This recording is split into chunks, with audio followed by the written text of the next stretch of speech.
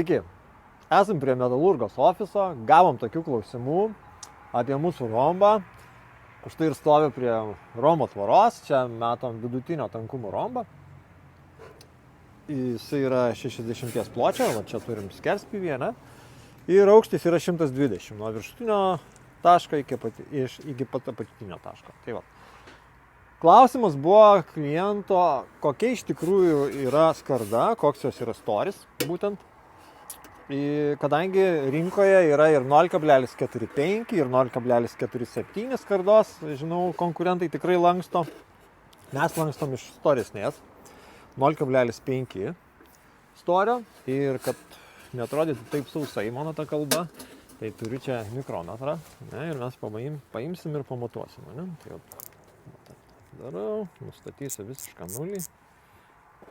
Taip, punkšt, nuliukai, ne? Ir matuojam, kasgi čia gausis. Taip, suku, spaudžiu iki pat galo. Ir prašau.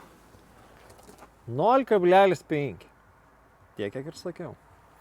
Nu ką, aišku, dabar klausimas dar vienas iškyla. Ar pakanka tokio tvirtumo tos skardos?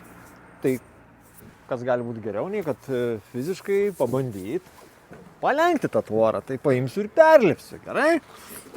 Visai negailėdamas iš tos tvoros, kad neatrodytų, kad aš čia kažką sukčiauju, štai užlipu net ant pačio viršaus. Nu ir ką, atlaikė, ne?